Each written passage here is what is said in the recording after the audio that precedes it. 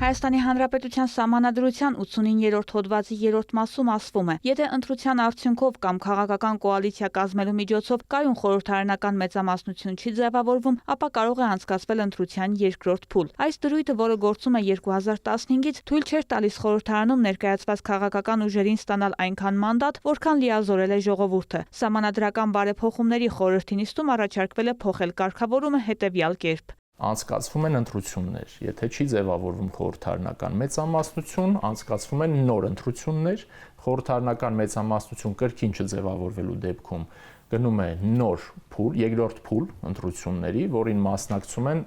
առավել ձայներ հավաքած երկու քաղաքական ուժերը։ Խորհրդարանի համամասնությունը չի արտահայտվում ընտրություններով արտահայտած ժողովրդի կամքը։ Ուզը ժողովրդի քվեի խմբագրման մեխանիզմ էր։ Այս մեխանիզմը դուրս է գալի։ Ոչ մեկ չի փորձում ժողովրդի քվեն խմբագրել, ասել, գիտեք ժողովուրդ, դուք այս ուժին այսքան տոկոս եք տվել, բայց այդ ուժը խորհրդարանում ուրիշ տոկոս է ունենալու, ավելի շատ կամ ավելի քիչ։ Սահմանադրական բարեփոխումների խորհուրդը միաձայն կողմ է քվեարկել կայուն եզրույթի վերացմանը։ Օրակարգում ընդգրկված մյուս հարցերը եւս կողմ ձայների են արժանացել։ Դրանց թվում է եղել նաեւ ազգային ժողովի էթիկայի հանձնաժողովի ձևավորման հարցը։ Ի տարբերություն մյուս հանձնաժողովների, այստեղ իշխանությունն ու ընդդիմությունը կունենան հավասար քանակությամբ մանդատներ։ Ընդդիմության շահերից բխող այս եւ մյուս բոլոր հարցերը քննարկվել են նրանց բացակայությամբ։ Պատիվ ունեմ Հայաստան խմբակցություններ իրենց տեղ ունեն, որը չեն օգտագործում։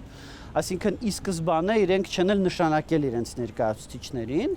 բայց իրենք ցանկացած պահի կարող են նշանակել եւ իրենց ներկայացուցիչները եւս գան։ Թեև կայուն մեծամասնության կարգավորումը իրենք են բերել մեր վզին փաթաթել, 15 թվականին մասնավորապես հանրապետական իշխանությունները։ Ցանկալի է, որպեսզի այս քննարկումներին ընդդիմությունը եւս ունենար գործոն մասնակցություն, իհարկե, որովհետեւ ապագայում գործող ընդդիմության իրավունքներին եւս առնչվելու են այս փոփոխությունները, օրինակ գործող սահմանադրությունը երաշխավորում է ինչպես կայուն մեծամասնության ձևավորումը, այնպես էլ կայուն փոքրամասնության, այդ 1/3 հասկացությունը։ Այս փոփոխությունների արդյունքում ընդդիմության իրավունքները չեն սահմանափակվում։ Փոխարենն ընդլայնվում է խորհրդարանի ազդեցությունը կառավարության կազմի ձևավորման հարցում։ Առաջարկվող կարգավորմամբ ազգային ժողովը կարող է անվստահություն հայտնել գործադիրի անդամներին, այդ թվում փոխվարչապետներին, մարզպետներին, նախարարներին, դիվանագետներին։ Եթե ազգային ժողովի որևիցե հանձնաժողով գտնի, որ այս կամ այն դիվանագետը կամ կառավարության անդամը խնդրահարույց է, ապա կարող են իր իմպիչմենտի գործընթաց սկսել նախ հանձնաժողովում, հետո ազգային ժողովի լիագումար նիստում։ Այսինքն ազգային ժողովը, եթե ուզի, կստանա լիազորություն,